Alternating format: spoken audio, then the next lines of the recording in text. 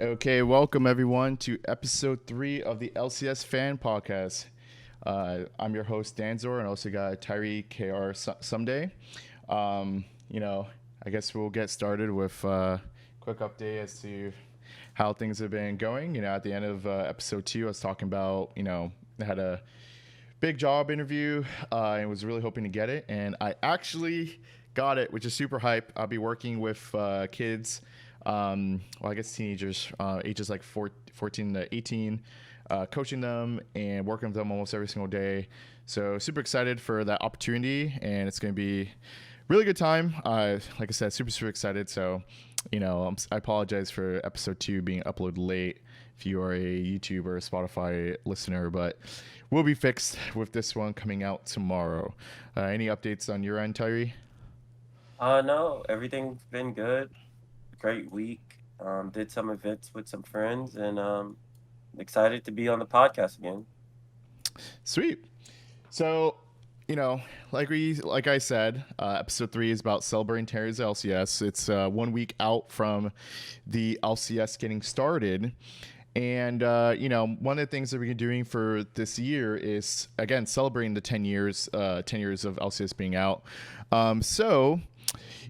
I guess the first topic we're going to hit on is, what has it been like being an LCS fan the past 10 years or whenever you got started? So I know we maybe kind of talked about it episode 1, like introducing ourselves.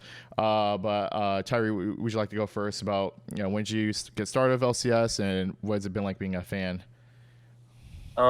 So I got started with LCS. I remember 2014 Worlds is when I started like my first esports games I watched, and I really got tuned in for the 2015 split.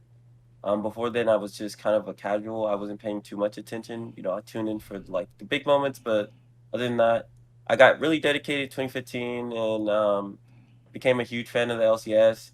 Being a fan of the LCS, we're not the number one region, but I felt like we've always gave a fighting chance, and we've always been in like top 4 positions. And it's definitely been a great experience just watching players grow and learn. And I also feel like players just like as an individual, they grow like so much. Like you could tell, like especially like people from B Jerks and Double Lift, if you could look at them when they first started to where they are now, you'd see so much change. Like it's remarkable, and I'm glad to be a part of it. Days when they had Dyrus, and it was like less of like a esports team and more of a group of friends just kind of hanging out. And I think just to see that growth from like the teams going from like houses to like actual having entire centers built for their growth and prosperity. So like it's been great. Like I wouldn't miss it for the world. Yeah, I know it, and I completely agree. I got started 2013. I've been watching League probably since 2011, 2012. And I do remember like the first split and, the memes of people from getting a toss being paid in mouse pads. People who worked for the organization. Players have been outspoken about how, they used to make about $1,000 or $2,000 a month starting, their salary back then. Now, some of them probably got contracts where they're getting like 30,000 a month, and some of them probably even 40 to 50,000 a month, with contracts over $1 million. So, definitely have come a long way since the very beginning, in terms of, like you said, that prosperity and everything for the league. As for myself, I guess what's like being a fan. It's tough, right? You really want to cheer for a region and get excited for a region, and then you get hyped over playoffs or a match, and you got friends who follow the LCK, LPL, who are I was gonna use a different word, but I'll keep it PG here. They're quite the enthusiasts, and kind of showing your parade when you get excited and you're just like, yeah, but you're never gonna win worlds. Don't even get excited. And you just hear that same narrative over and over and over, when I still think there's stuff to still be celebrated and still be hyped over, and of course having expectations of eventually one day winning worlds, right? I don't know when it's gonna be. I'm sure one day it will happen, right? Yeah. But it's exciting to see. I also think that the LCS is hitting like, I don't know how to explain it. Not necessarily like a peak, but more along the lines of like um, Maturity. not even maturity. I just think that like the salaries and stuff, I don't think we're gonna be seeing like super ridiculous salaries. And I even think like when talking about being a fan of past 10 years, we just talked about salaries. Perks and Sword Art, being paid out that much money, and Sword Art I think had like a 2 year deal, I believe like a 2 year deal for like, I think it was like 3 to 4 million or something like that, and then he left TSM while getting the rest of his contract being paid out. Like, it is ridiculous sometimes. Again, Yeah. just thinking the difference of like where it was in 2013 to now. And going back to focusing on the players though, I have enjoyed the growth of seeing the growth of some of those players and seeing the narratives and the storylines change. And obviously I think I would say probably if we go back like 10 years from now and look back in like 10 years LCS, I think the most memorable, decorative, and impactful player to like the league is probably got to be Double Lift, right? Just through the amount of adversity he had to go through to even get started in the league. Also with like what happened with his parents during playoffs, and dealing with that and still winning the championship. And and despite the drama that might follow him and a lot of the teams, actually every team he's been on, right, there's something that happens. I still think that he's probably got to be the most memorable, decorative, marketable. Like, it's gonna be interesting who that next player becomes for like that 10-year narrative. I think obviously the person after Double Lift has got to be Bjergsen, and his story is not over. So we'll see how he does this summer. Who would be third after Double Lift and Bjergsen in terms of like? I mean, that's the biggest question, right? You could look at Sneaky. He's also had a very big career. You could look at Double's partner in Afremu for the longest time. He's also had a very huge part of the um, LCS. I mean, I it's really hard to pin like a third person. Yeah, I think someone that everyone forgets about is Wall Turtle. Again, he has been playing competitive, I think since like 2011 or 2012, I believe.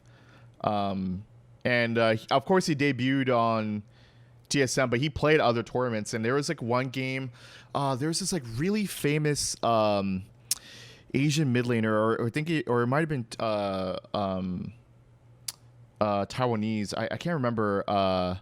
But there was like Turtle actually used to play mid lane, and he Oh, played against them in some kind of IEM tournament or whatever, and did extremely well.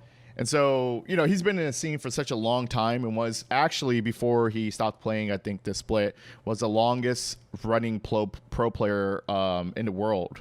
Um, so and he has multiple titles, numerous titles, numerous second place finishes too. Um, Actually, reflecting on his like stunt with FlyQuest coming in second, I kind of wonder if you rack up like first and second, like where he ranks amongst everyone else. I mean, everyone doesn't really care about people finishing second place, of course, yeah, yeah. but yeah, I think he's someone that people kind of forget sometimes, that the dude's a beast. But I am a Turtle fanboy, so gotta throw out that bias. Yeah, yeah. So I feel like mainly because of that, he spent a long time on TSM, and he definitely had like peaks, especially when he first joined TSM. But I feel like people tend to forget about him because he didn't play on like a TSM or Cloud9. Like for Doublelift, like example Doublelift, he went to other top teams, and Wild Turtle, played on like FlyQuest, which were a top team. But like if you're comparing fan bases, obviously like a Cloud9 or a Team Liquid's always gonna have the bigger fan base, and he's always gonna be remembered for that. Yeah. Um, I think I think if you look at Wild Turtle, I think he's definitely a top 10 LCS player. Like Yeah. maybe even you might be able to argue like top 5 Yeah. I historically too. I also think people forget his stunt when Doublet was on TSM and Doublet was like, I want to take a break for a split. I'm drained or whatever. And they brought back Turtle and they still won that split. I forgot which. And the thing is, I can't remember what split that was. I think it was like spring 2018 or 2017 spring. I know it was one of those 2 seasons where they brought Yeah, back Turtle. And they still won a championship, right? Even though that Doublet was their ADC. 2017 spring. Thank you, Cat with Pants in the chat. So I do think that like fans forget that just subbing in Turtle, and I always was curious to see also like what would have been if like Sneaky on a different team, like a different top tier team, like if Sneaky was on TSM or Sneaky was on Team Liquid, like what would that have been like? And I also don't think he gets the respect that he deserves for how good he was and the memes about him I do being as bad in well. lane. Yeah. I really don't think he was that bad in lane. So I don't know. Actually, let's think about that. Like top 5. I guess my top 5 for like the past decade would be like Double Lift, Bjergsen, Sneaky, Turtle, and fifth. Who would be fifth? I don't know. I think maybe Jensen. I could see I'm, that. Jensen's been in the league now for over half a decade, right? Yeah. For me, if I would have to go, double FB Jerkson. Third, I would say Impact. Jensen. Oh, I completely forgot about it. He's been here so long, actually. Yeah. I Impact Jensen. And then I want to say Aframu as a fifth. There might be somebody else that I'm not thinking of. Yeah. No, that's fine. Yeah. I actually completely agree with you. I actually do think Impact should be in that top 5. I actually think Impact should potentially be number 3. Um, Yeah. the problem is that like I don't think like Riot and the LCS highlights Impact story and like him being I here for so agree. long, because like I guess he's not a native NA player. I mean, it's near as Bjergsen, but I think that um maybe he might be uncomfortable on camera due to his English, or I don't know what it is, why they haven't really highlighted him more. But that was a really interesting player that they're out there that I completely forgot about. Also, we didn't mention Core JJ.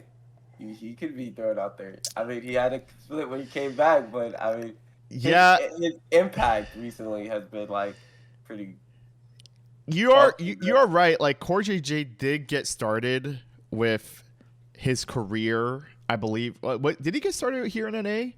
Or I know he played in NA. Yeah, I don't know. Yeah, he played in NA as a ADC with Kiwi Kid as his support on Dignitas, and didn't do so well. Went back to Korea, swapped to support, and won a world championship. I just don't know if his debut was in NA. But you are correct. He has also that's another player I think that's really embraced NA as a region and has tried to make it better. Unfortunately, he hasn't really found the success that I think he might have hoped for in the past I'd say 2 years or so. But I do agree with you. I think he should be. Damn, now I think about it, like you keep throwing out these names and it's like, Okay. Well, I got two more for you. Where would you put Xmithy and High?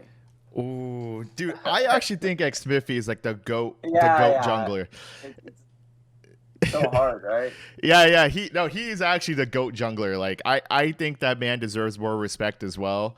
I also remember Double talking about how like when Xmiffy got kicked off Team Liquid, he was very against them replacing Xmiffy. I was gonna say Jake, but we ain't cool like that, so it's weird to call him Jake.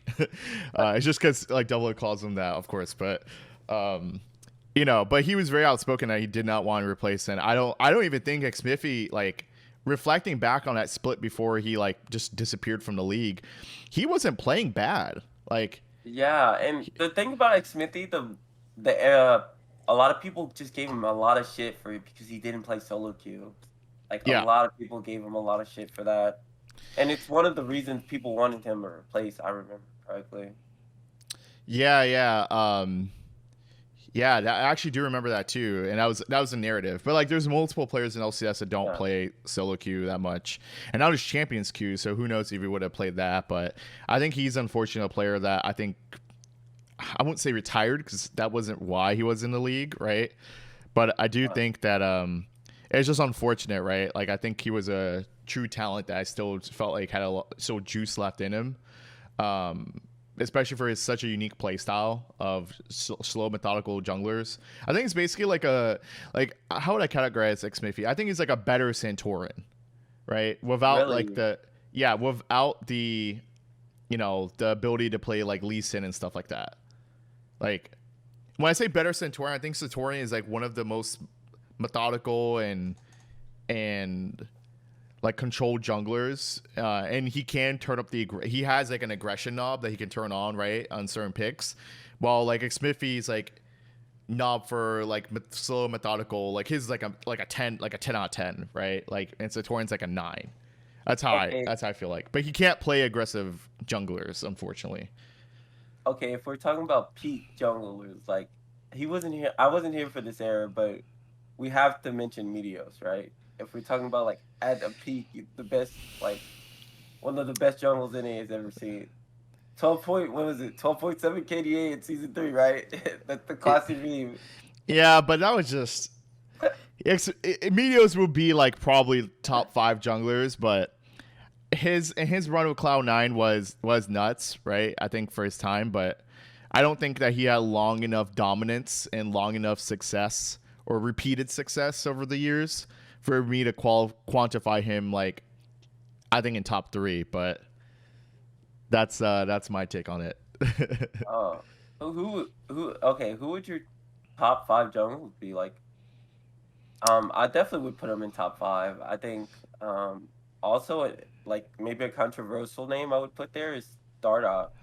Like, I feel like he peaked really hard, but, like, he hasn't been to World, so, like, that's the main thing. And then, like, he's also had, like, really controversial, like, splits where Yeah, and he's he's never been. Well, I guess that's a lie. He was on TSM, and didn't he get like kicked off? yeah. There's that meme with Lena saying like, "No, nobody wants Stardog," like being leaked on like on Yes. Dulles stream. Yeah. Uh, I'll put Xmiffy 1, Centaurin 2. Oh, Blabber 2, Centaurin 3. Number 4 will probably be Rainover. I think I that see it, yeah. I think he really leveled up the league when he came, and I believe he played for 2-3 years, and I felt like he was amongst like the top 3 junglers throughout all that time. And I think number 5 would be Meteos. Maybe I'll probably put Meteos above Rainover and put him at number 4, but I think Rainover had a really good like longevity, but like I feel like definitely towards the end of his career, he had some problems. yeah, I mean, same with Meteos, you could say the same. I just think Meteos had a higher high than Rainover did. Like even yeah. though that Immortal split was crazy, I think peak Meteos is definitely better than Okay, I peak agree. Rainover. You Yeah. you won me over because I don't think Rainover ever won a championship, right? He Yeah, did he run it with Fnatic? Was Oh no, no, he but was I'm talking about LCS titles. Oh, okay. No, I don't think so. No, he was always It- short yeah, with yeah. They Teemo. either I don't even think they came second. I think they came like No, third, fourth.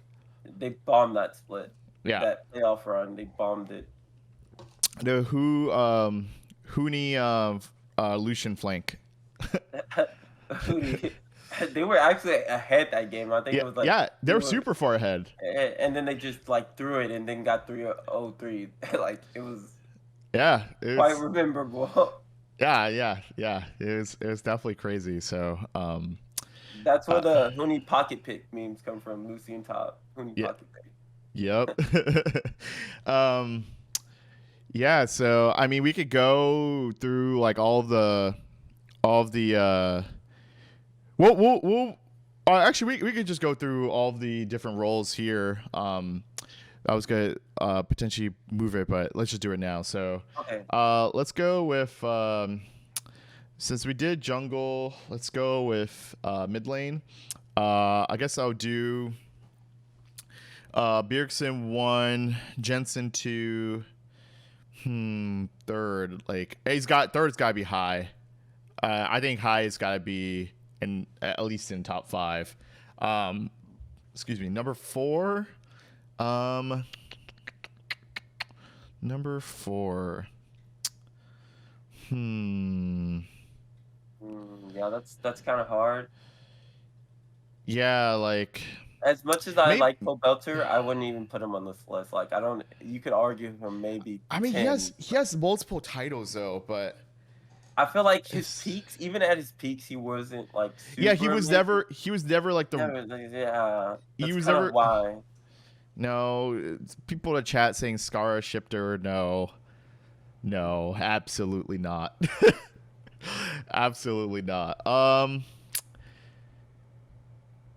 Because I think okay, so I think this is like their career over the past 10 years and how memorable and like not and like even their peaks in it. I think Poe Belter does deserve to be in top 5.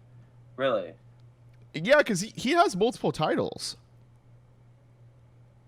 he has multiple titles, but he also had like some of the best team members. Like Yeah, I felt like he played at like a he was I feel like he was world class at one point, but like he was never like top 5 mid laners ever to go to like let me put it this way. At any international event, I feel like every other region, like major region, had a better mid laner than us. I feel like he's never pushed himself to be better than that. Like I think he deserves top 10 for sure. I think you could put other people in the top 5. I think especially if you look at peak. Like I don't think he's had a great career, but for me, I just can't see him top 5. huh. Yeah, I don't know, man.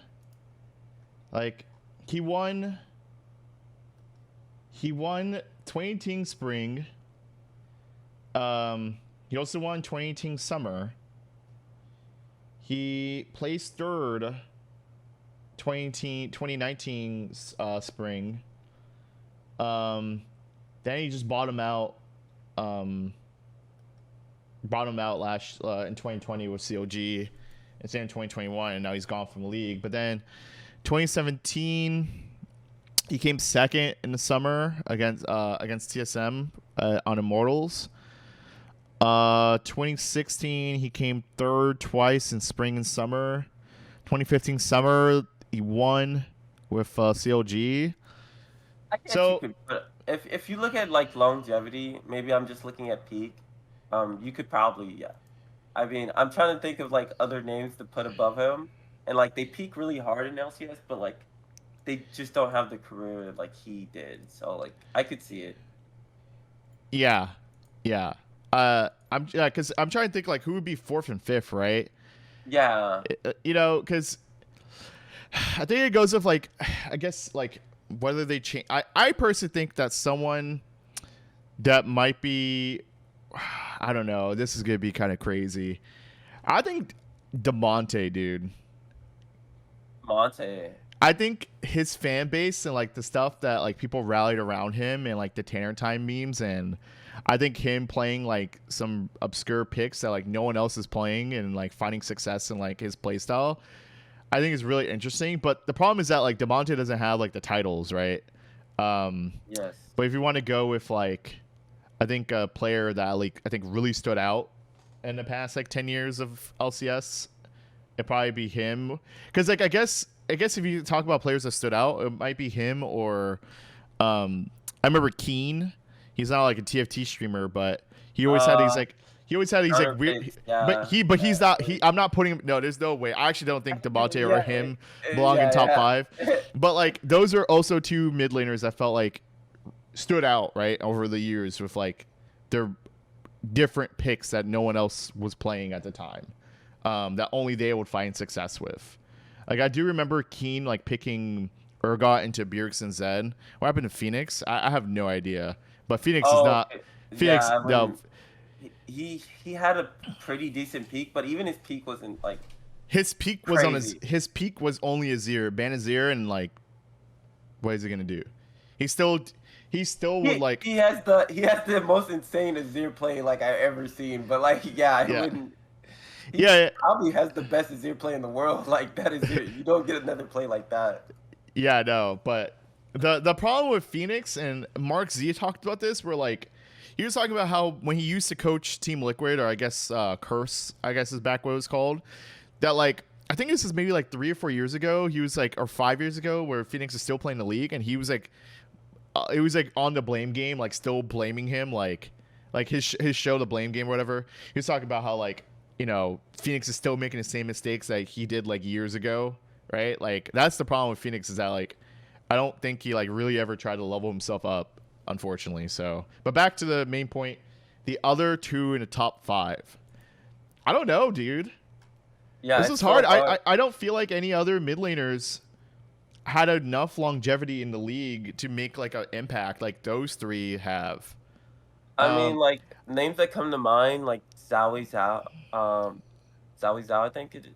no, but he Uh, cannot be top five. He yeah, can't. but it's But so he hard. like stands out, right? Like kind of like the Yeah, same thing with like Demonte and Keen with their playstyles, he right? went Like to season 4 World, right? I believe yeah, he yeah, was yeah, yeah. He on. was on Element Q, the Chinese team Yeah, that won an LCS spot. Like you could just fund a full foreign roster to join the yeah. league, and then he started putting rules in place because of them. So And then you also got to think about Ryu. I mean, he did go to Worlds though. no, no, there is no, absolutely no freaking way.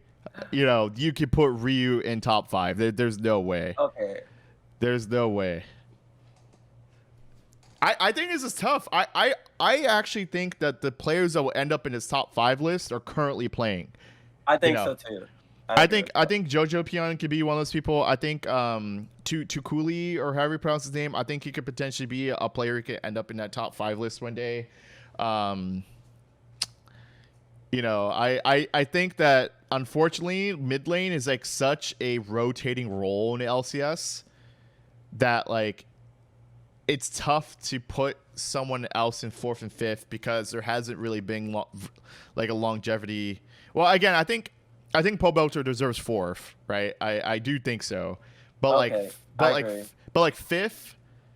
fifth and whatever, right? Like I mean, all it's you need to tough. know about this list is that Poe Belter is fourth on this list, and like you can just go like, okay, yeah, this is it. Yeah, unless I'm drawing like a blank or having amnesia or something, but I Well, we gotta like choose a fifth. We gotta choose a fifth. Who would be fifth? Right? We have to. We can't end the list on number 4. This is top 5 list. We have to choose a fifth. I don't know, dude. It would, no, Power of Evil? Dude, there's no way, bro. There's no way. No, there's no, bro. I would put a goddamn perks on this list before I put Fire of Evil. And it was in the split for one split, bro. I don't know, dude. This is tough. I Who would you put fifth?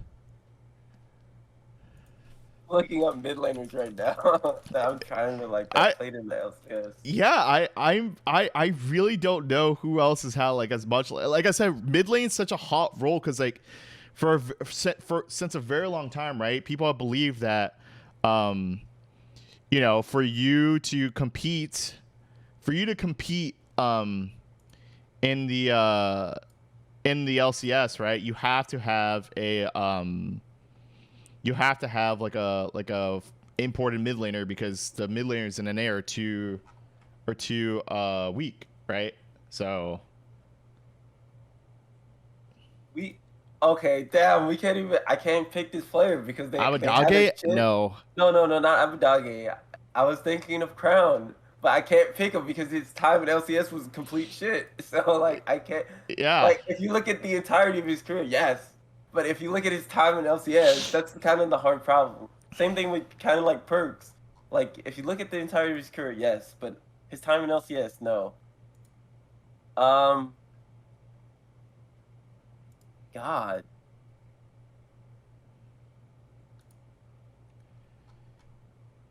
There's who he no.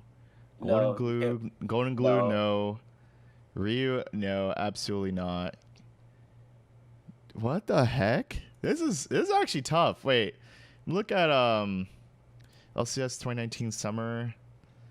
Um, LCS 2019 summer. We had Scarlet, Soligo, Niski. Oh, actually, dude, Niski was pretty yeah, was I pretty damn agree. good. Especially peak Niski. Like the problem with Niski also he didn't have that long of a stay, and like he didn't really go to But he did did he go well. did he go to Worlds with C9 before? I believe so. There's 1 year. I don't think They did win. I know they won spring with Niski, but I don't think they went to. I don't think they went to Worlds with him. Let's see. Uh, no, they haven't. They haven't been to Worlds. They haven't been to Worlds since 2018. Wait, is this correct? oh they went to Worlds after. What, dude? Okay, so let me make a quick rant. Let me do a quick rant. These stat websites are not accurate, right? I'm on liquidpedia.net right now, and it doesn't show, and it shows like the placements for C9 for like the past like numerous years, but like they don't have their most recent stint at Worlds. Like they have 2021, first spring 2021, right? But they don't have anything about Worlds and stuff. So, but then like I go to another website, oh, what is it called? So I go to another website, lolfandom.com, and then else also not fully updated. So I wish Riot would take it upon themselves to make a website that has these stats that are much more easily available. Because this is actually a little bit ridiculous, like how hard it is to find like stats of like the previous splits. But I don't know whether or not he went to Worlds. You're making me make a second guess myself. Yeah, okay, he did go to Worlds. Oh wait, no. He did go to Worlds, but with Fnatic. He did not go to Worlds with Cloud9. He did win Spring with Cloud9 in 2020. And that peak was insane. That's what I remember He him also most. he also came third, fourth. His first split here in Spring 2019 with Cloud9, and came second summer 2019 against Team Liquid. He went 2-3. But I do think that he leveled up the league by being here. Even though it was a short 2 years, I still think that amongst the list of all these mid laners over the years, like he's got like, unfortunately, like a lot of the other mid laners that we even mentioned like never won a single split, right? And Yeah. it's not easy to win a. I mean, the majority of the splits won in the LCS were by Bjergsen and Jensen, and then Pobelter too, right? So Yeah. I think if you have at least won a split, you could potentially be all there because so few mid laners have won a split. So, shit, I would even put Jojo Pion, well, maybe not top 5, right? Yeah. But he's gonna. I think he will eventually be there one day. But even the fact that Jojo Pion won a split is a This is big deal, right? yeah. This is my most disturbing list for me. This is definitely the most disturbing list. Yeah, because it rotates so much. It rotates so much. There's no like consistency in mid. So, And that's kind of what we were playing. Plays back into what we were saying earlier about JoJo. Like he's definitely set to be one of the greats already. Like yeah, just by winning a single split, his very first split at 17 years old, right? Like, you know, it is what it is. So we'll move on to ADC. I guess for me this would be Double Lift, Sneaky, Wall Turtle.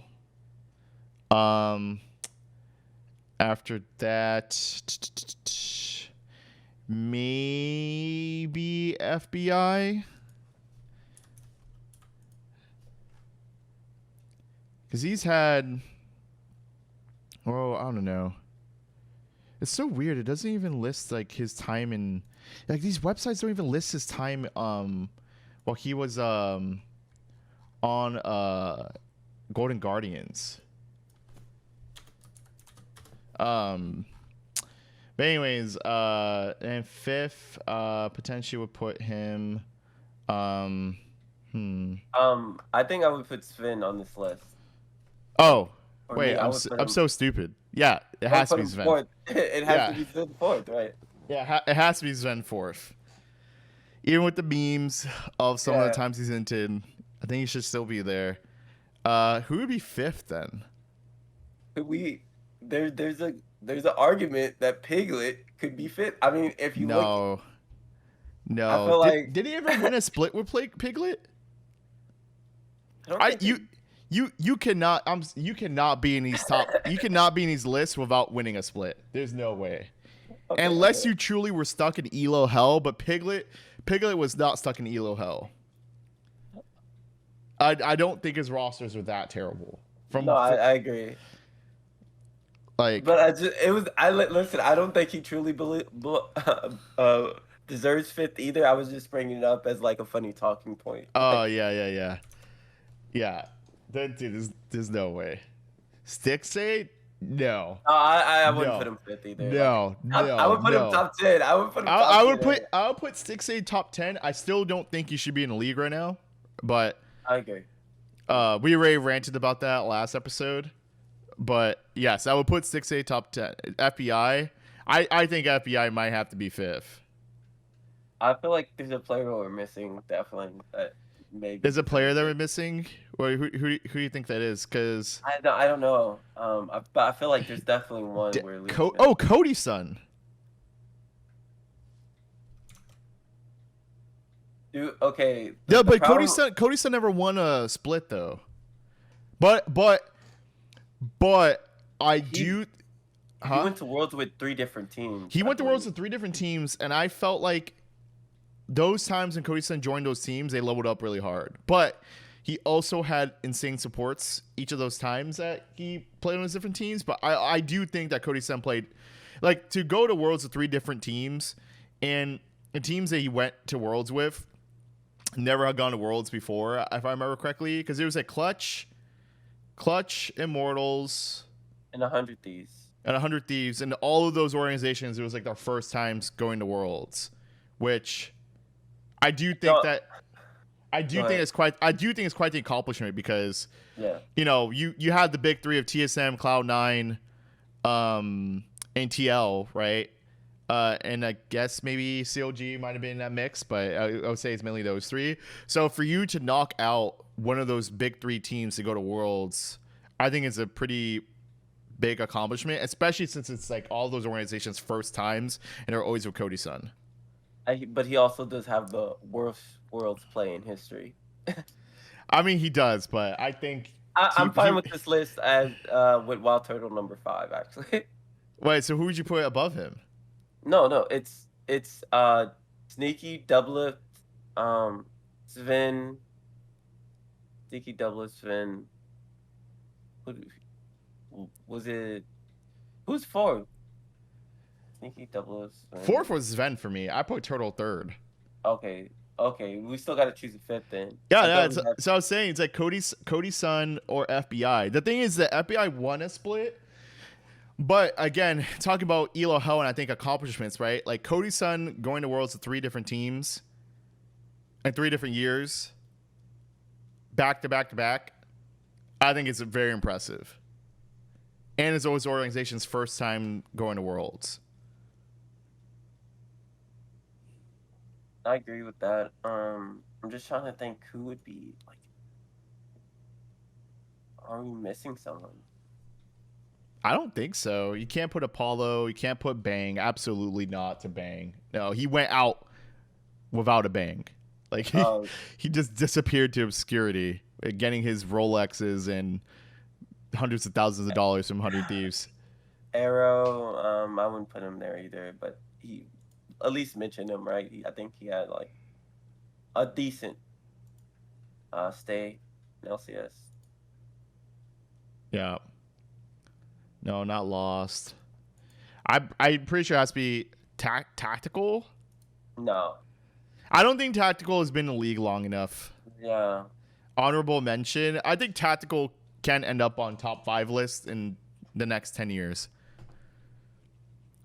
It kind of depends if he can find more titles.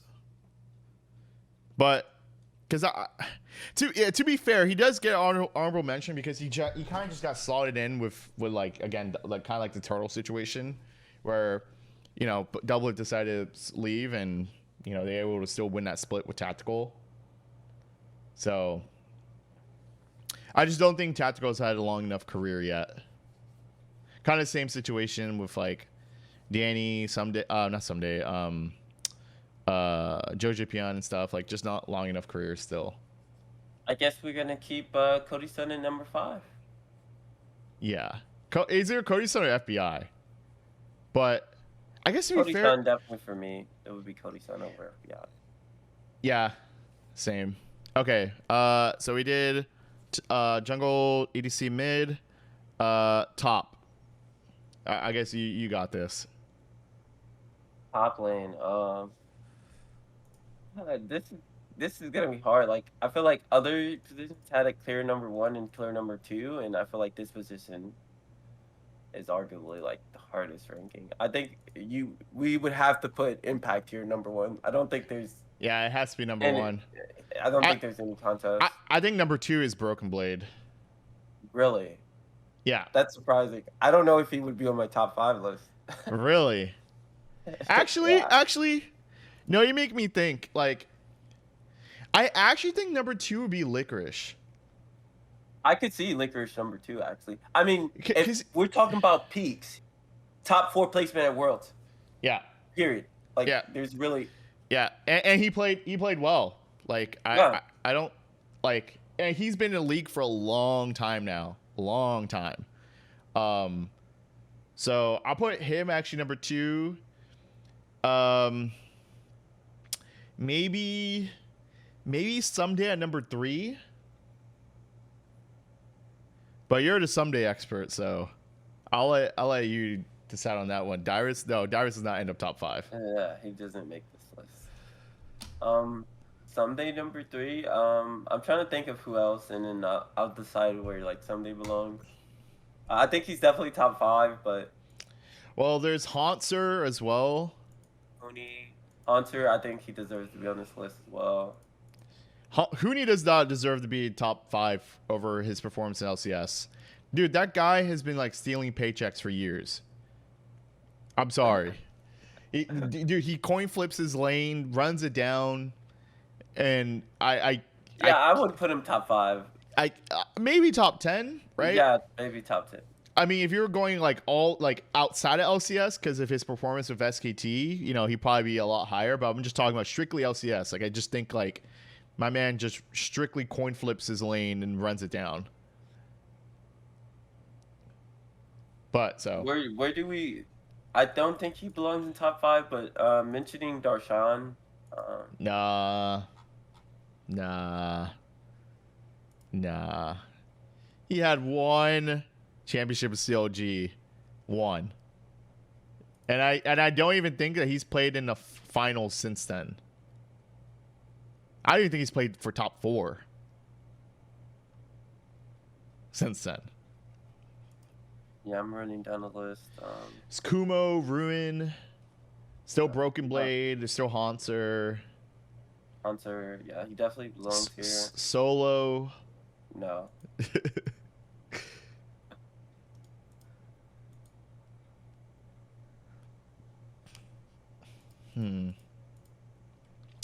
Trying to think. Looper, Flame, no. No, I feel like even though Flame he wasn't great in LCS. No, he was not. Looper is kind of the same problem. Balls? No. Really? He's kind of in the dire situation where he's like, he had his season where he was good, but then after that he wasn't. He was just a serviceable top laner. it was questionable if he was even serviceable. To that notion. His Yeah, I don't know. season 5 Worlds performance was not great. Yeah. Well, okay, so I guess it will have to be then like Hanser and Broken Blade, no? Both won titles. Both won titles. I think they've been like top three when they were playing, at least when they were like winning championships and competitive, right? I feel like we're missing a top laner. Definitely. Who could it be though?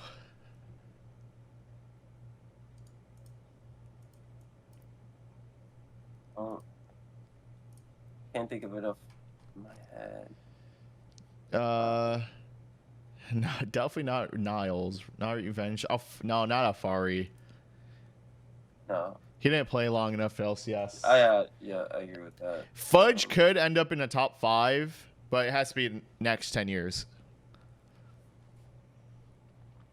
I'm trying to think of who else. I'll do one more names throwing out, and then probably let's move on. Yeah.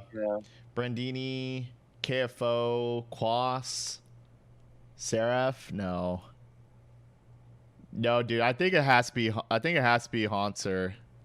No, I agree with Hunter. I just don't think Hanser Broken Blade. No, those other names I think you could put above Cali Trolls, though. no, no way. Gobsu, no.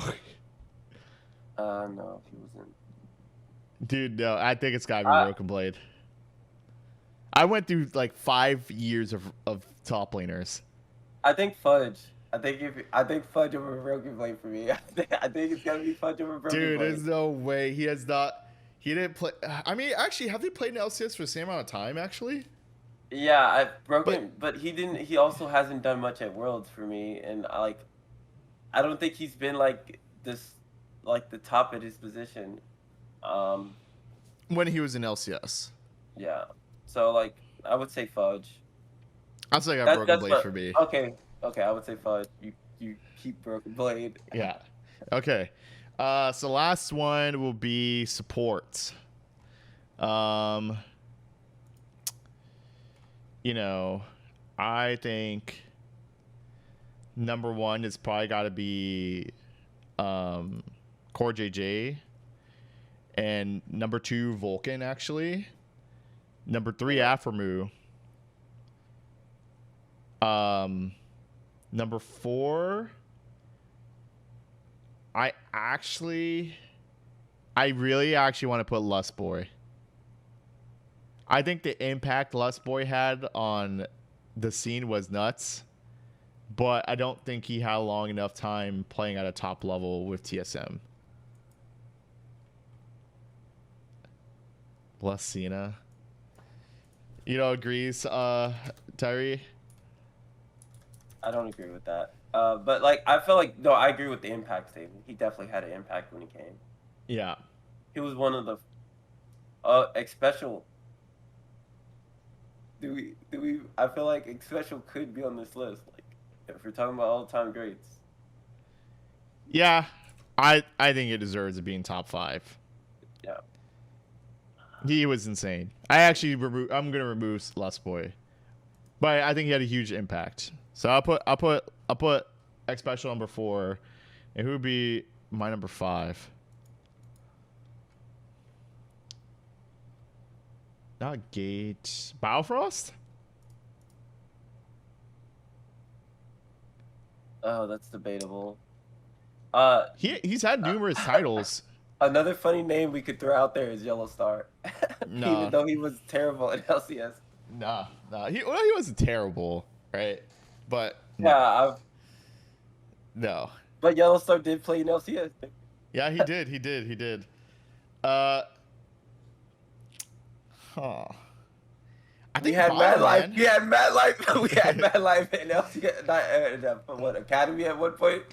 Yeah, it's something like that. We had all the grades. We took all the supports from the other regions. We had all the grades here. Bunny Fufu. Nope. No. No. No. Why would they choose Bunny Fufu over Smoothie anyway? Adrian, dude. Ole. Ole, oh No, no. no. Actually, maybe Ignore. He's had 2 second place finishes, I believe. Another funny name to throw out there is Hui. I don't think it's funny. I actually think No, I think it's, he belongs to top 10. I'm just saying the yeah. role swap. I think he does belong top 10, and he honestly looked like the best or second best support for the past 2 years. I think until spring. Zazel, No. no. Basil's he's not bad. He's just like I feel like He's other made supports are better. debatable top 10. Debatable top Yeah. 10. Not solid for sure, but I think you can slot in like Huhi, Balfrost, or yeah, Hui Balfrost. I think Hui and Balfrost have a higher high than Ignar. Although Ignar was like the sole carry, like the main carry on that FlyQuest team. Like he was insane. But I think fifth is Uh, like interchangeable. okay. I don't think he deserves to be top 5, but I'm mentioning elimination. He deserves to be mentioned. I think Yeah. not mechanically, but just sort of like uh thinking and having his book, his pick and ban book. Yeah. Yeah. Definitely. Okay. So we'll move on from that topic. So that was fun. So, um, what are some of your favorite moments, or a favorite moment? Let's just stick with that. For an LCS or like Yeah, LCS. LCS, like any LCS history. Any of your favorite moments? For me, definitely an insane play I remember is when CLG made that double TP to win that finals. It was against Team Liquid, and then Picklick thought it was like one person that was TPing on the ward, but it was actually 2 people, and he ends up dying. Yeah, That's that definitely a was memorable play. that was sick. Any other ones? Doublelift in the finals against I think it was Cloud9. Him like playing Lucian, and it was a mid lane play, and he Yeah, yeah, basically yeah, cleaned up the fight. It's yeah. That another one. was that was against that was against Cloud9. That was a very high moment. Also, Pobelter had one of the great plays in their series against TSM to win the split. He basically baited the team in. He was on Victor. He stopwatched, and basically then CLG collapsed. Yeah. Hmm.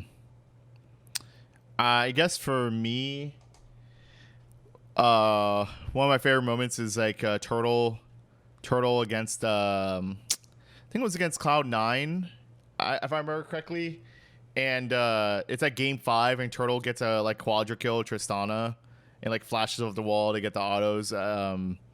Yeah, that play still gives me freaking chills when I watch it. And he did his, you know, Turtle patented flash forwards. Um, I'm trying to think any other like iconic. I think that double moment also would have been in my top 3. Um, uh, someone in the chat said, Cow Pants in the chat said, for me, Wild Turtle first Pentakill is LCS debut. It's been overplayed so much that it's like ruined the specialness of it for me. Like, they like anytime they show Turtle, they always remind us about his pentakill. Like that was the only thing they could ever say about him is just like his pentakill debut, and they repeated it so much that like I just don't care anymore. I kind Like, of felt the same way with the balls pentakill against Fnatic at Worlds. yeah. Darius was overtuned. Balls was still like doing bad in that lane with Darius. Like that was not a good Worlds performance from Balls. Like it just happened. Like Fnatic stacked up. He got a reset, and everybody just died. That's exactly what happened. Yeah, yeah. So I just don't care about Turtle's debut pentakill anymore. I just don't care. They overplayed it, and it's ruined the hypeness for me over these past 10 years. So, another like super iconic moment. I would Um, say if we could bring up like Worlds plays, like plays of LCS at Worlds, or yeah, is it just World I LCS? think I think I think Worlds plays. You know, I'll probably put Sneaky's performance with Lucian Oh yeah, against against Genji and was it what's it? Genji? It was Genji and it was it RNG as well? I think it was Yeah, Genji, RNG, and but Vibe. they who what was the Korean team that they beat to make it a semis? It was, it was a Freaking Freaks. Yeah. His Lucian that series was nuts. I think um definitely a performance to remember with him on Lucian. He should get a Lucian tattoo. It would be sick. And there's more, of course. They're kind of drawing a blank right now, but Let me see. I had a list of them. If I could find the list, like I did.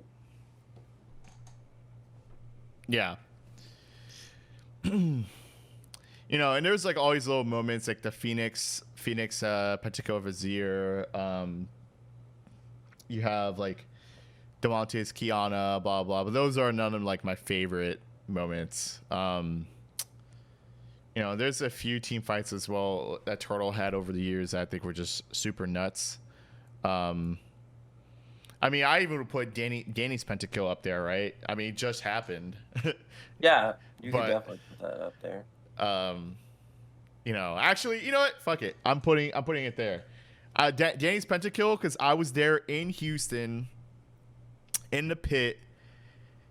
He gets that pentakill. I was like about to start recording, and I was like, I'm just gonna start watching. Like, I'm not gonna record this. Like, he's not gonna. This isn't gonna be anything special. I put down my phone in my pocket, goes up there, gets the Baron, gets the pentakill, and I'm like jumping up and down, screaming my ass off, like going crazy. So you know what? I'm putting that in my top 3. That was a very memorable moment for me, and I will never forget it for the rest of my life. So, you know. I just didn't think about putting it there since it just happened, but I think it fits. I'm looking for some other plays right now. I think it's fine. I think we said like 3 each. We could if it pops back up for you, I think feel free to chime in. But well, let's move on to the next topic of you know, what are your favorite teams or like your favorite rosters? My favorite rosters is definitely OG Cloud9 with Sneaky, Meteos, Balls, and High. Um,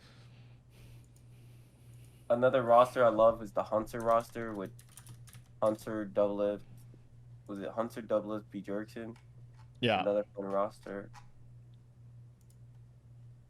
And yeah. CLG Stix A roster was also a very fun roster for me. Yeah. 2016 TSM summer roster. Any other favorite iterations?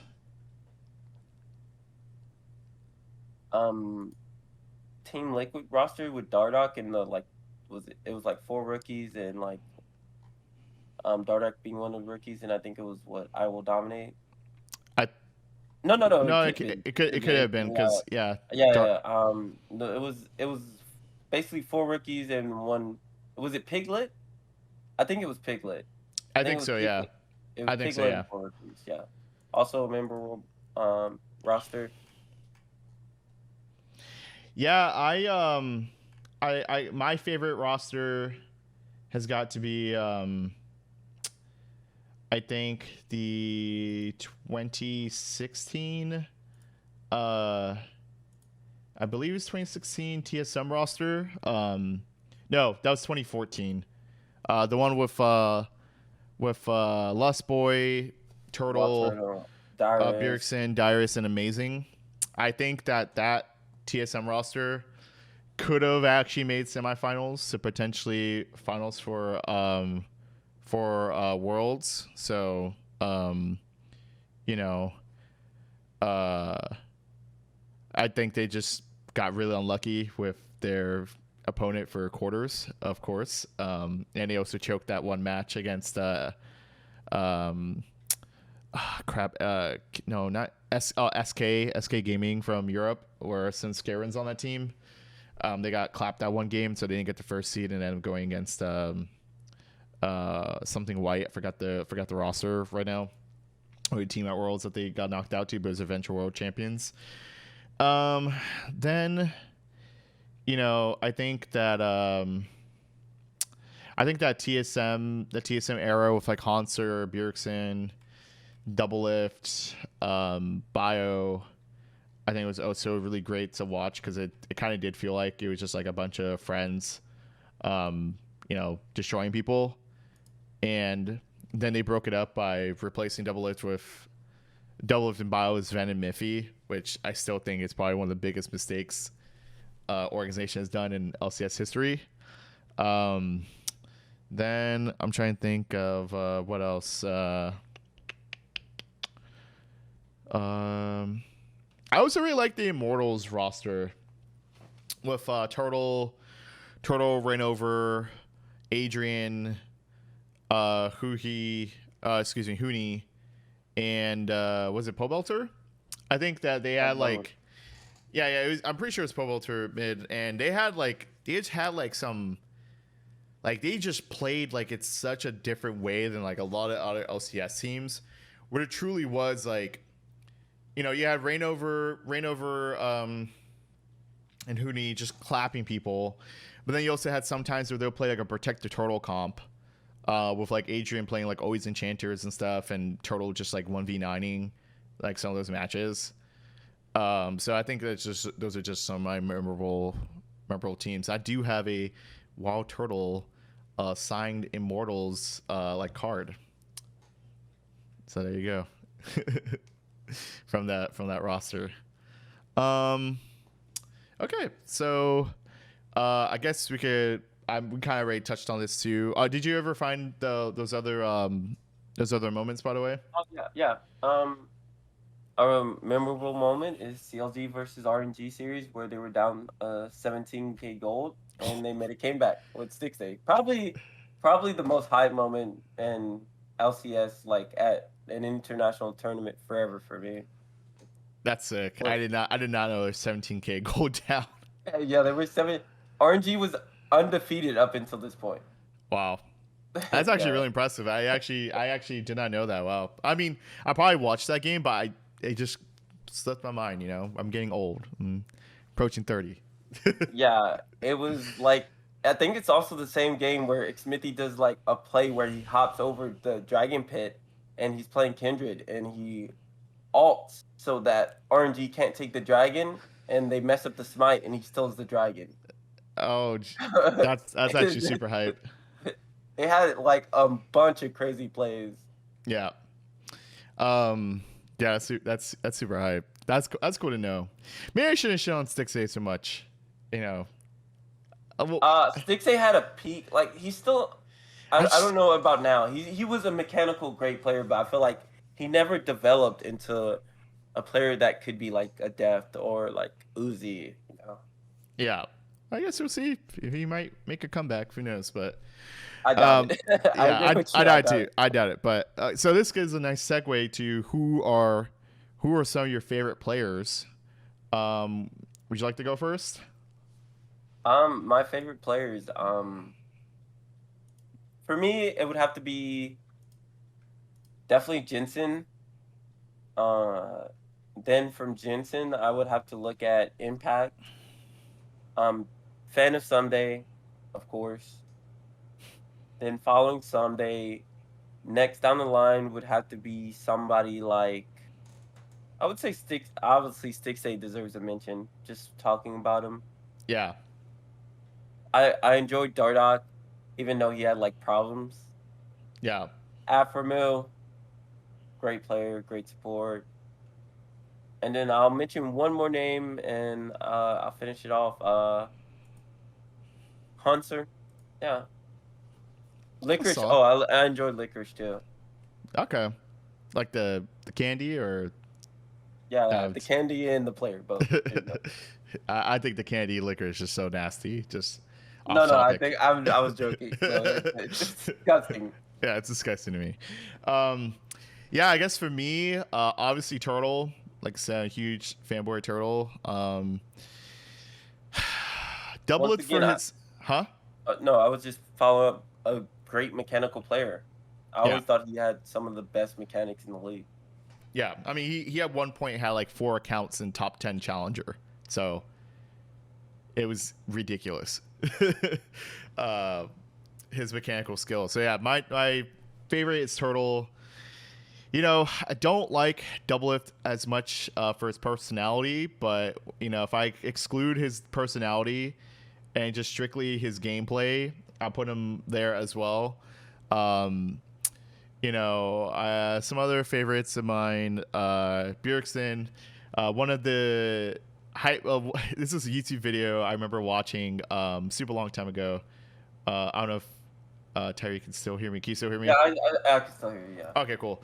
One of I do remember this moment where I watched this Bjergsen Zed Earth video that TSM uploaded. You Oh could find yes, it. yes, I remember the same video. I Yeah, went to go play Zed right after that Earth. yeah, They and said it. he was just shitting on Yeah, people, and yes, they're yes, playing this like electronic music too, and it's just a hype video. yeah. I was like, I'm playing Zed right now, and I immediately just started That spamming has to Zed. be one of the most viewed like League of Legends YouTube videos of all time. Yeah, The dude. fact that you mentioned it, and I remember that same video where he plays Zed, and I'm like, what the fuck is this guy on? Yeah, I was like, holy fuck, because it was like around the time when he first started in the league or like first came to the league, It was and like like season 5 or something, right? yeah, it's season 4, season 3, season 4 is when he first came over. Yeah. But yeah, but that's also when Earth first got released, and like yeah, that was, I know the video. yeah, I know the video. yeah. I'm probably gonna go watch it after this. Then Demonte, I think that the whole Tanner time stuff and like he had his play style that was like a mini doing B, right? Where like he would roam for his team or sacrifice CS, sacrifice EXP to make a play on the map somewhere. And you know, obviously it didn't fully work out, and unfortunately he didn't find the success maybe that he wanted in LCS, but I think that he had quite a few fans, and I think people really rallied behind him, and I think he had a very unique play style. Trying to think who else. Cody's son. Still think the dude was insane when he did play, and I still think that him going to Worlds 3 of teams was really impressive. Fan is sneaky as well, or he's one of my favorites. Still think he's very underrated amongst in community, like the bigger top figureheads. Just the personality he brought to the league, I feel like was like missed out on when he left. Yeah, the meme speak and everything. I mean, Yeah. kind of come back with Rush now streaming, which is really cool to see. I do remember Rush gave me one compliment in solo queue when I versed him and watched the stream, and he's like, "This guy reads my pathing really, really well." Because I was playing top lane and he just could not gank me. I was like, "Nope, I know where you are." I was not screen stream sniping. You know, I just had really good intuition of tracking junglers. Anyways, Once again, a mechanical player that never really, I felt like, met his potential. Yeah. He was very funny though, and I think it was a good addition to the league, like personality wise. But it's unfortunate. Trying to think who else. You know, I mean, we could bring up a funny player that would be funny to mention. who?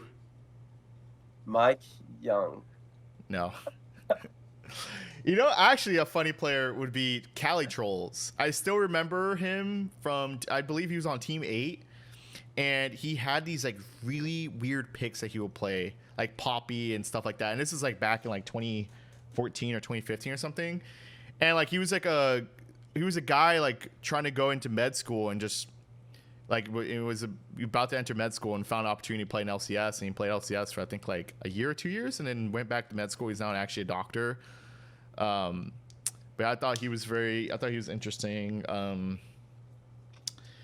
Uh, Mike no one. Young did have one of the insanest like people just like ranting behind him, like with the memes and everything. Oh And then yeah. it also didn't help. He went to that Rift Rivals and he did like pretty decent at it. And everyone's like, Mike Young, the next greatest jungle for LCS. And then he fell off the face of the earth. Yeah. But Unfortunately, dude, I remember and kind of off topic, but I do remember Miffy, Miffy in an interview talking about his time in TSM with Mike Young, where he said he had to teach him how to jungle. Like he could even like focus on like playing the game. He like had to like dictate Mike Young where to go, what to do, and like had to teach him jungle. Um, while like they were playing and stuff, and like they like said it was like stressful, right? That like he couldn't just focus on like him and Sven just like 2v2 dominating lane. Like he had to also be like coaching the jungler. So I thought that was interesting just to throw out there. That's some of my knowledge over the years of like watching interviews and stuff and yeah, reading articles. So um yeah, I think and I think Lust Boy. I can't forget about Lust Boy. Also one of my favorite players, you know. The whole not being able to see him memes John and Cena meme, less yeah. Cena. Yeah. I think it was also fun. I also thought Amazing brought like a sort of spunk to the LCS and like some like, you know, no bullshit. Like I'll tell you you're bad. You know, I want to be a good player, but then he was like too homesick to continue playing the LCS. Yeah. So it would have been really interesting to see like how his career would have been. I know he eventually came back, but it would have been interesting to see like if he had stuck in the LCS, like what would have happened with him, like especially like 2015, because 2015 is when they got Sven Santorin right over Amazing, but that's because like Amazing was leaving, so they had to get different junglers. So Oh, we didn't even mention Scarin in the top 5 best. He's been on the best teams, and he went to Worlds multiple times.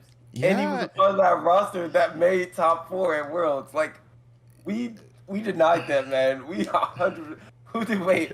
Who did we have top 5? Wait, uh, dude, I don't know. We have to rewatch the yeah, VOD. but we denied that, man. Yeah, Svenskar, if you ever watch this, we do apologize for not including in our top 5 junglers. We will do our homework even more next time. Because I looked for multiple years of junglers, and for some reason it just slipped by. It's kind of Yeah, crazy. it is kind of crazy. Um, yeah, so I guess to top off the podcast before we go to viewer questions, you know, what has your opinion been on the strength of the LCS throughout the years since its inception? My opinion Yeah. of like being watching the stream. No, like the strength of the LCS. Oh yes. The strength of the LCS coming in season 4. I feel like watching us. I felt like we were definitely better than. I think season 4 is arguable that we were better than Europe, but I feel like we definitely did better than them. I mean, it showed, but like I feel like it's arguable that we were actually better than them. Season 5, we definitely were not better than Europe. Season 6, I felt like we were definitely better than Europe, and uh, it's kind of weird how it turned out that we somehow, because of like H2K getting seeded against what was that wildcard team, Albus Nox Luna, that they Oh ended yeah, up doing it was better. not the Russian team. They had a one support that was like kind of cracked. Yeah, yeah. And CLG like dropped the ball. They finished above G2 but below the wild card. Yeah. And I'm just comparing ourselves to Europe because that's kind of like I feel like the region we should be competing with. Like I feel like top 2 is definitely Korea, China, or China, Korea, however you want to put it. And then I feel like that's definitely NA, Europe. And then I feel like Taiwan's always been pretty much the 5th best region. Yeah. Season 7 coming in, I felt once again, was that the year that TSM had Flash Wolves Misfits in their group? I would No, like to. no, That was Is 20, there that year or 2018? no 20 no 2016 was the year they had RNG. So 2017 has to be Flash. I feel like that year we had Cloud9 go through, and then they had Misfits go through. I don't know all the other European teams that went through that year, but uh, also again, I feel like we should have been better. Um, 2018, that was the year C9 made top four, if I'm not mistaken. You said 2017. 2018. I believe so. Yes. I could double check though. 2018. That's probably our strongest year. I don't think any other year. It's also the year that. Oh, I should have looked back at MSIs as well. I missed like some great moments with 2016 CLG doing really great at that MSI. Yeah. 2018. Cloud9 made it semis. So I also agree with you. I think that was probably the strongest the region has been. Ever. But like the tough part about all this is like I feel like there's an asterisk for some of these years, right? And I can't pinpoint which ones, but I think it's just the world's format. It's just such dog shit. Yeah, I think Like 2016 was like the year NA just got completely shafted. yeah, I feel like they had strong teams that year, and we just got like the worst possible matchups. And like the fact that like I think H2K wasn't better than like C9 that year, but like the fact that they just got a easier seed is just like remarkable. I don't even think they were stronger than TSM that year, if I'm being honest with you. I think they had EDG in their group, and I think EDG dropped that bag so hard to let them have that first seed, yeah. and they ended up with a really easy quarterfinals opponent. I mean, quarterfinals opponent. Yeah, I just think that I do think I personally just think that even though that NA technically always plays best of ones, I still felt like with how interesting sometimes the draft was and the coaching staffs, like a best of five, I think it was like a real, like, you know what I mean, like actually playing a best of five. You would at least want to see one best of five. Yeah, Yes, yeah, or agree. one best of five, or just see how they were performing best of five. Like, what if they was just because it feels like a lot of times for a lot of NA teams they go 1-1 with everyone in the group, right? Or go 0-2 against one person in the group, but 2-0 another person, and like 1-1 the other, right? And they just always fucking choke the tiebreakers, except EG in 2022. Like, I just think that it's always happens, right? And then you don't get to see the best of five, and it's just like I would have liked to see. Were they really that bad if they went 1-1 with everyone in the group and just lose one single best of one? Like I don't know. It just doesn't sit right with me. It makes me sick to my stomach, fucking not being able to see them play a best of five. I really hope that Worlds format gets changed in the future, and you don't have to be wondering like, oh, what would happen if they actually play best of five? Oh, could they have actually done it? Oh, are they actually stronger than whatever region? Like I don't know. I agree. Yeah. Because you just never know what happens in best of five. Can he really adapt? Can he can he really step up to the plate like Cloud9 did in 2018? Right. Is one team gonna have like a really off day? I guess you just never know, right? So I don't know. That's how I look at it. Is that like the strength of the LCS is that like obviously I do think there are years where I still am a firm believer like 20 what was it 20 I think 20 oh what well 20 you were saying 2014. Well, I was gonna say 2014 TSM I think could have been a top 2 team in the world. I really do think so, but they got knocked out early from not finishing first in their group and finishing second. So I don't know. The one thing I always say about the LCS, and I don't think any other region really has this besides maybe like Korea, is that LCS always sends three really strong teams. Like I You don't think any other region sends like even like you look at the Chinese teams and they always had one team that really did really poorly, or you, like even Europe had one team. But you I feel think? like our team. Go ahead. No. Keep going. I feel like our teams have always been close and they've always been competitive. Like any group they've been in, they've always put up a decent fight no matter what. I think you could look at the exceptions, say maybe the unfortunately our first seed being the exception that one year when they Yeah. absolutely went on 6. Yeah, but I mean, I actually kind of disagree with that take. The reason why I say that is because like they're always complaining in the summer that the summer second seed team or whatever was not the strongest team to send.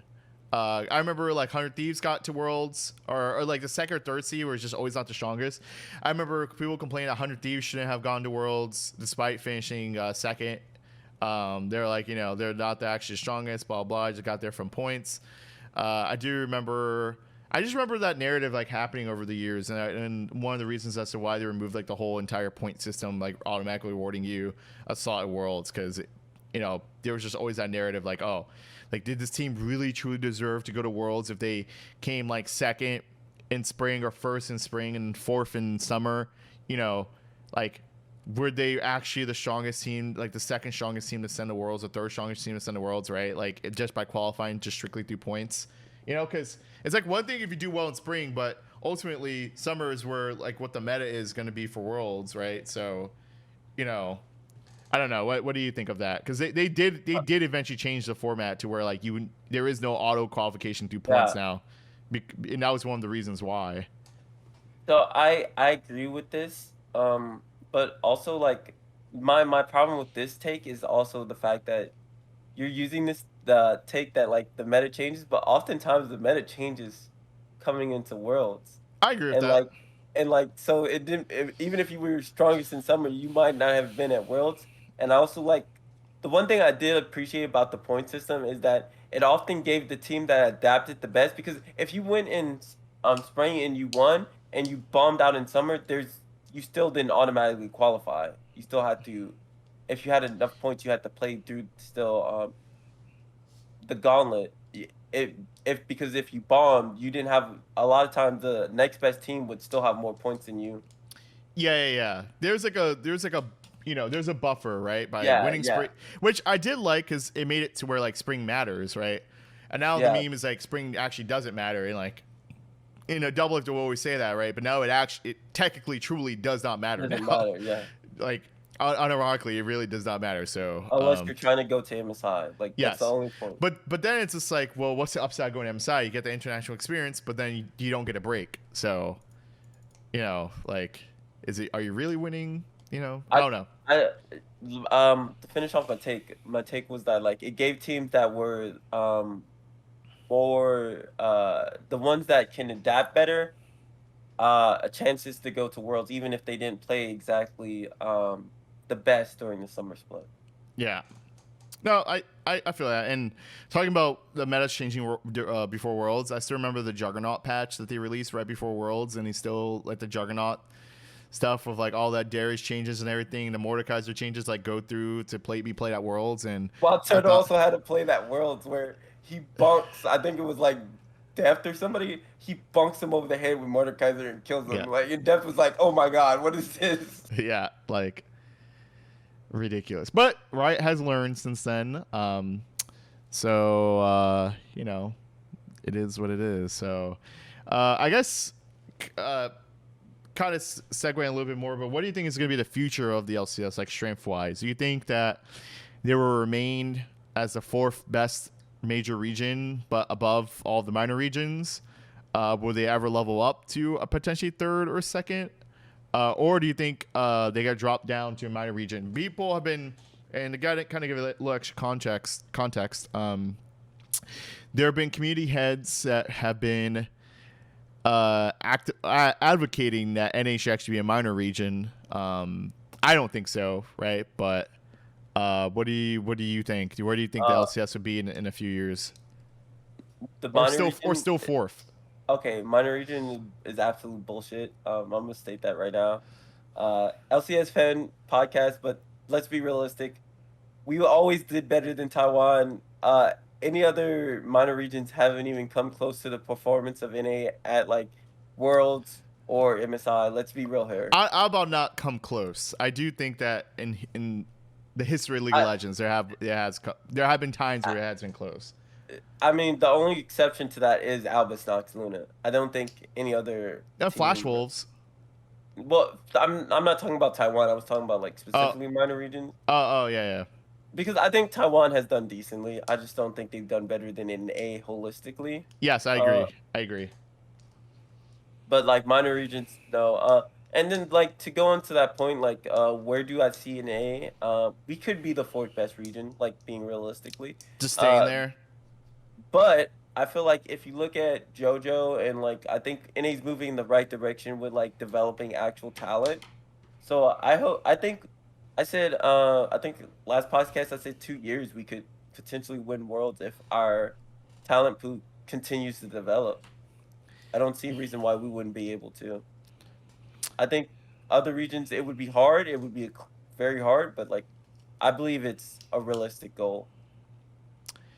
Yeah, as for me, I personally think that there's a possibility with the influx of cash, and I think that the amateur scene for League of Legends is getting better and better. I think the collegiate scene as well for League of Legends and NA is getting better and better. Riot's investing more resources into both, more investments into teams into both, like from the professional side, and more amateur orgs as well, and also an intersectionality between collegiate, amateur, and like within proving grounds and solo queue, right? There's like this intersectionality now between all these three different ecosystems. I think that there is a chance that we could definitely level up to the third best region within the next 2 years. I think to catch up the first and second, it's gonna be really hard just due to the player base difference and like the talent pool that because of that being an issue. Now, I do think that people's eyes have kind of opened up a little bit about Korean solo queue with this boot camp with like all these streamers, everyone there, and like just how awful it is right now with like Tyler One's experience in Korea with like people constantly inting, promo pushing lanes, never critically think about where the jungler is, you know. And like he was like, in NA, like people actually think about where is the jungler, where the jungler could be, and like it was really interesting to just hear those perspectives on like all these different streamers and stuff about their experience playing Korean solo queue versus NA solo queue. Kind of gives you a little bit of hope, right? I mean, it's not the same as like the top echelon of Korean solo queue, right? But like I'm talking about like masters, grandmasters, seem to be an absolute shit show. So, and then we also have Champions Queue, and Champions Queue still being fully fleshed out and ironed out more and more invites, and I think that the more work Riot puts into this, or the LCS puts into Champions Queue, the better it's going to be for everyone, and the more people that can join Champions Queue, and be in a separate queue of people who are taking the game seriously and want to improve and want to get better. We might see something. We might see something happen. I think my timeline for NA to potentially win Worlds would have to be I feel like a minimum 3 to 4 years to still have it go by before I think that's like a realistic opportunity, because I think these ecosystems still got to be more fleshed out, more fleshed out, and I think the investments into rookies as well, because we have EG Prodigies, 100 Thieves next. We're all like 16 and below, like ages 16 and below for everyone in those rosters. TSM also messed around with that. I think they stopped their program. I think Cloud9 also has one too, and Cloud9 is like, I think, pretty good at finding talent. And one of the ways that they make money is, they spot talent early, and then they put a stupid buyout on them of like, $500,000 or something, and, make that cash when they're a super good player, right? So, I think that we might see like a golden age soon. And I think kind of like similar to Europe, where Europe has all these different minor leagues within Europe outside the LEC that I think are pretty competitive, that a lot of pro players that come to the LEC from. So I think we're going to start seeing the same, not the exact same ecosystem, of course, right? But I think it's starting to get there. So that's my timeline for the strength of the LCS in the future. So any thoughts on that, or you want to, or we can move on? We can move on. Okay. Any questions in the chat to before we finish up the podcast? I'll have it open for about 60 seconds or so. We still got to figure out, I think, a time for the future as to when these will go, when these will be like live stream, because the LCS is going to be starting next week. So kind of weird to do a podcast episode before the matches for the final LCS matches happen, right? So that'll be still up to debate as to when that happens. If you're listening this to, again, we do the live streams on twitch.tv/Danx0r, DANX0R, as you can see on like the title on Spotify, YouTube. And we also take questions on YouTube as well. I checked YouTube beforehand. There was no questions. Just people praising us for the podcast. They've been enjoying it. We got one question from Cat with Pants, one of my longest viewers and most subscribed at 45 months, which is insane to me. So he says, being a fan of LCS, I miss those days where bottom 2 LCS teams have to face challenger teams and fight for a spot in LCS. Forgot the name of it. That, my good friend, is called relegation. And how do you guys feel about franchising the last few years? So I guess we'll talk about the first thing, about the missing that stuff. I think relegation was a good thing. But I also understand from a financial standpoint, and you mentioned this as well, Tyree, about the prosperity of the LCS over the past 10 years. The prosperity of LCS would not have boomed as much as it has in the past 4 or 5 years if it wasn't for franchising. Because, it wouldn't be a secure investment, right? You could potentially lose your entire investment over 2 months, within 2 or 3 months, if your team just did so badly, right? But I also think it put pressure to perform, right? So I don't know. Do you have thoughts on that, Tyree? Definitely. It was more of an investor thing. I feel like that, the investors were really pushing to have this. They're like, hey, we're not willing to invest. But like you said, I think if we're talking about just straight out, it was better for the league. Period. It was 100% better. Well, wait. Let me stop there. Better in what way? Because I could see that relegation is a negative. Better in new talent coming through. Okay. Yeah, I agree. Because I can't confidently say that was better for the league, because from a financial standpoint, obviously it's technically worse. Yes. Although maybe you could argue the league becomes competitive enough that even more people tune in because it's more competitive, right? But that's a whole you really got to guess as what's going to be. So, but I agree with you. I think that relegation brought sometimes new players they just never even heard of into the LCS, and it was always curious to see how they're going to perform. And I think because of that, you would see organizations take more risks on players. I think because of franchising, people have been too safe and too what's the word I'm looking for? Cognizant or too comfortable, I think, with some players that I think they overstay in the LCS for a year extra than they should have been, right? Or people will get kicked off the LCS, out of the LCS a year or 2 years before I think they should have. For example, Xmiffy and Sneaky, right? Because there could have been a team that have been okay, well, we need to win this next split, or else we're out of the LCS. So we're gonna hire Jensen, Sneaky, Xmiffy, I don't know who else, right? But that could have been a thing, right? If there was some kind of organization out there, Mr. Beast has been very outspoken that he wants an LCS team, right? Well, it would have been pretty cool to see Mr. Beast spend $5 million on 5 different players and try to get into the LCS through relegation, right? Now, I do think the way, because we talked about this in episode 1, but currently for you to be kicked out of the LCS, you have to finish bottom 2 for 5 splits in a row. I think that it should be 3 splits, three splits, 3 or 4 splits, but not 5. And I think that would be the one change I would like to see for the LCS. I said 2. Yeah, I think two. I still think two's too quick. Like, but I think 3 or 4 is like a nice I think spot. 2 in a row is like I do that again. If you have a developing roster, then like, you know, yeah, it's okay, yeah. tough. It's tough. Yeah, I Oh, just think I think 5 is too long, but 3 to 4 is a good sweet spot. That like if you truly are that shit for that long, right, in a row.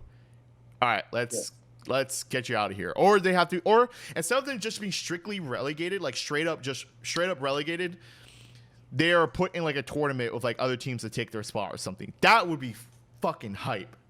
yes. To watch a tournament with like all these amateur teams, the who becomes like the next LCS team, and they have to like that would be fun to watch. Like, I and they agree. could figure out some kind of way for qualifications and stuff, and they already have it. So, um, but back to the other question though, how do you guys feel about franchise the last few years compared to before? Um, I like the prosperity for the players and everyone else making more money, right? And more jobs in the scene, right? More analysts, more coaches, positional coaches. Um, you know, just there's all these different resources now and all these different jobs now in the scene that didn't exist before because of all this extra money being flushed in. But I do think it I don't know whether or not it has made the scene more competitive. I mean, to be fair, the LCS would not have had the money to, like, for example, get perks or sword art, right, to come to the LCS without, like, I think the franchising model, and the teams be able to advocate for more money from sponsors and stuff. So I don't know. What do you think, Tyree, compared like the franchising, the franchise LCS versus the non-franchise LCS from before? It's like you said, like more money actually does lead to imports, but it's also the problem of, some years like imports work out, and then some years you have imports that don't work out. And Yeah, when it works, it's pretty good. When it doesn't work, it's absolutely terrible. You're spending money, you're losing. It doesn't look great at all. yeah, Uh, yeah. Like for example, like mentioned before, I think earlier in this episode, Sword Art, where he had a contract of like $3 to $4 million, and got the rest of it paid out because they they got rid of him early, yes, and or he wanted out, right, or something like that. I think it's just so ridiculous they threw away that much money at Sword Art. Where he had an $80,000 car when he couldn't even drive, and like the whole situation with Peter Zhang, like he had Les Boyd's car that was worth 80 grand and he was supposed to sell it. Like they just throw money around like that, man. They got it like that, It's it's nuts. It's nuts. But was the league more competitive before or after franchising? was the league. I feel like we had higher highs and then lower lows, if that makes sense. That's interesting. Uh, I would say okay, maybe not lower lows, but still about the same lows. For me, I think we had higher highs. Yeah. Yeah, I would agree. Like, I would say lower lows to a Okay. degree. I agree. But also in franchising, we had the 0-6 TSM, so. Yeah, so yeah, lower lows definitely. Lower lows. So I don't even know. I mean, that was such an anomaly, right? But I don't know. I'd say higher highs if you look at 2018 C9 and then like uh what was that 2021, 2020s TSM? Yeah. Yeah. Yeah. But I guess that this is the questions. We'll conclude episode 3 there. It was a fun one going back down memory lane about the LCS. I guess any last words before we wrap up, and then next week LCS finally starts. Any last words, Tyree? Oh, no, just You excited for I, next week? I'm excited. The main thing I'm looking forward to is definitely Jensen being back. That's definitely what I'm looking forward to. Yeah, I think that's all eyes. Did he have TL versus C9 that first weekend? They have to. Let me see. Yeah, I actually don't even know.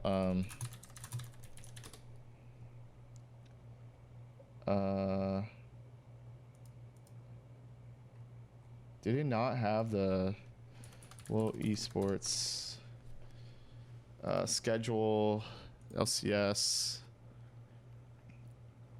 So Friday, Cloud9 plays EG. That's gonna be exciting.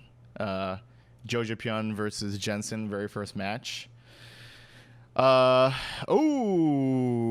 Sunday they have Cloud9 versus TL, middle of the day.